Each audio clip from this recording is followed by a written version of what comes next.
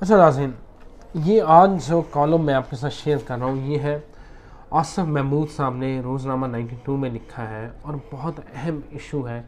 میرا خیال ہے پوری دنیا کو اس مسئلے کا سامنا ہے، اور بالخصوص پاکستان تو میرا خیال ہے اس ڈینجر جو وہ لائن ہوتی ہے اس کے ایج پہ کھڑا ہے۔ انہوں نے لکھا ہے آنکھیں کھولیے موسم روٹ رہے ہیں۔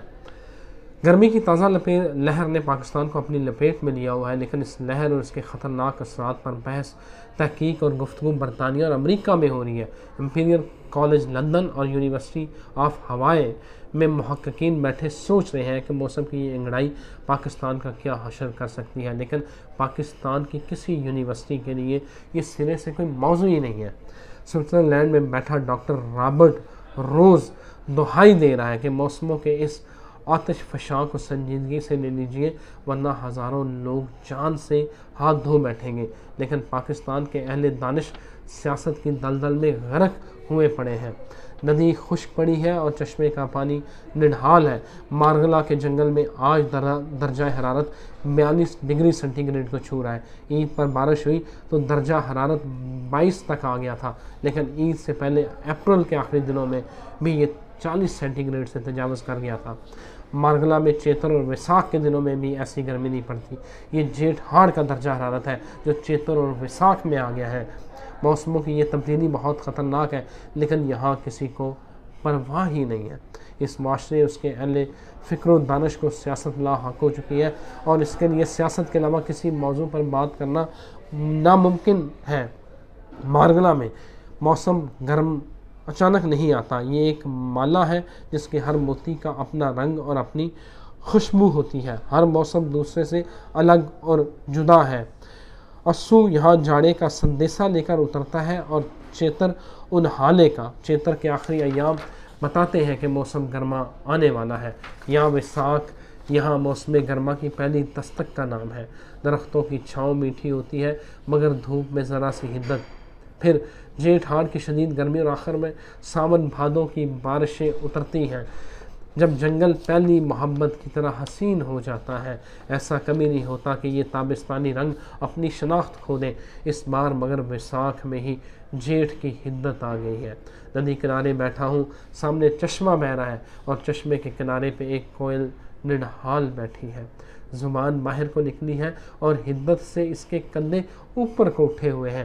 وقفے وقفے سے وہ چشمے میں اترتی ہے، ڈبکی سی لگاتی ہے، اور پھر کنارے پر بیٹھ کر پروں کو پھڑ پھڑانے لگتی ہے۔ چیتر اور ویساکھ کی ان دوپہروں میں تو کوئل نغمے سنایا کرتی تھی، آج مگر بدلتے موسموں نے اسے گھائل کر چھوڑا ہے۔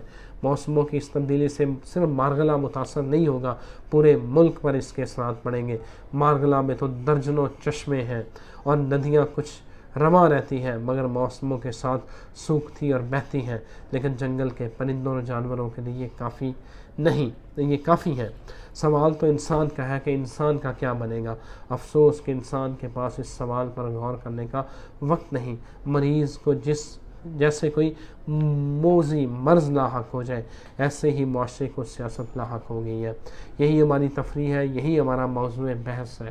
اس کے سوا ہمیں کچھ سوجھتا ہی نہیں۔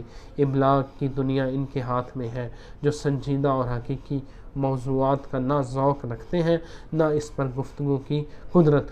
نیم خواندگی کا آزار سماج کو لپیٹ میں لے چکا ہے۔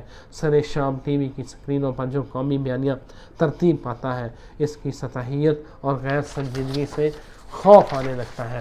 نوبت یہ ہے کہ دنیا چیخ چیخ کر ہمیں بتا رہی ہے کہ آپ ماحولیاتی تباہی کے دہانے پر کھڑے ہیں، لیکن ہمارا دانشور صبح سے شام تک یہی گنتی کر رہا ہے کہ کس قائد انقلاب کے جلسے میں کتنے لوگوں نے شرکت کی ہے، اور یہی حال سوشل میڈیا کا ہے۔ موضوعات کا افلاس آسیب بن چکا ہے۔ پاکستان ایک زرعی ملک ہے، لیکن ماحولیات کی تباہی سے یکسر بے نیاز۔ گلی کوچوں سے پارلیمان تک یہی سوال کہیں زیر بحث ہی نہیں کہ درجہ حرارت بڑھنے کا مطلب کیا ہے۔ اسلام آباد دارالحکومت ہے، لیکن پانی کا بحران اسے لپیٹ میں لے چکا ہے۔ ایک ٹینکر اب 2000 کا ملتا ہے، لیکن سوال یہ ہے کہ ٹینکر بھی تو کنووں سے پانی بھر کے لاتے ہیں۔ زیر زمین میں پانی کی سطح یوں ہی نیچے جاتی رہی تو ٹینکر کہاں سے پانی بھر کے لائیں گے۔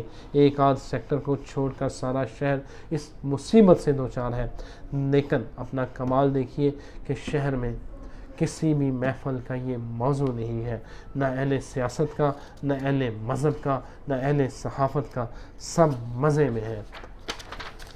میں اس کو تھوڑا مختصر کر رہا ہوں کہ اب وہ اسد صاحب نے کہا کہ گل مرگلا کی ندیاں بھی اجنبی ہوتی جا رہی ہیں۔ ابھی چند سال پہلے درہ جنگلاں کی ندی ساون بھادو میں یوں رواں دواں ہوئی کہ 4 ماہ جوبن سے بہتی رہی، اب 2 سال سے خشک پڑی ہے۔ ساون اس طرح برسا ہی نہیں کہ ندی رواں ہوتی۔ رملی کی ندی تو بہہ تو رہی ہے، مگر برائے نام ہمارے پاس زیادہ وقت نہیں ہے۔ ماحولیات سے جڑے چیلنجز کی سنجیدگی کو سمجھا نہ گیا تو بہت بڑا اور خوفناک بحران ہماری دہلیز پر دستک دے رہا ہے۔ میرا خیال ہے کہ یہ بہت خطرناک تحریر ہے، جس میں ایک بہت بڑے جو کہ پیٹرول، جو کہ اکانومی سے بڑے بحران کی طرف جو ہے وہ آصف صاحب نے اس کی نشاندہی کی ہے۔ میرا خیال ہے کہ اس کی طرف سب لوگوں کو توجہ دینے کی ضرورت ہے۔